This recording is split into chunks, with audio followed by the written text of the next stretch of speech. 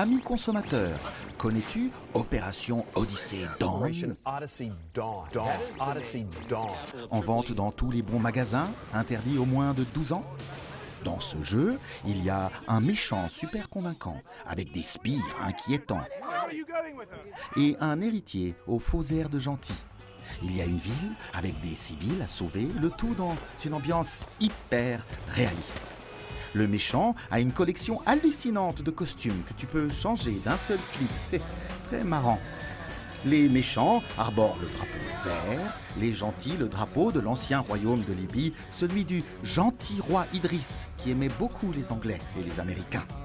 Et comme dans tout jeu vidéo qui se respecte, les gentils gagnent du terrain, et puis le perdent, et puis le regagnent, et puis le reperdent.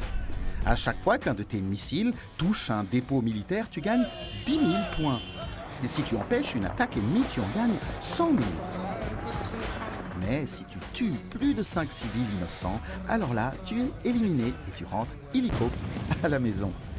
Le jeu a été conçu par Sarcotronics à Paris, mais il est distribué par ONU International, une très bonne boîte. L'acteur Barack Obama, celui qui avait joué dans le film Yes We Can, a accepté de figurer dans le jeu. Il y a plein de personnages qui tirent surtout dans le ciel en répétant Allah Akbar. La bande-son a plutôt un style années 90 qui rappelle les célèbres Moudjahidine Kalachnikov ou Taliban Force, mais la musique est très cool. Si tu veux être réélu président et recevoir 10 super vies, tu dois trouver une justification morale pour ta guerre.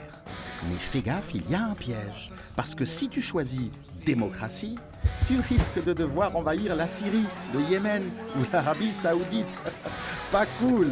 Par contre, si tu choisis protéger des civils, tu seras obligé de condamner Israël et tu perdras un maximum de points.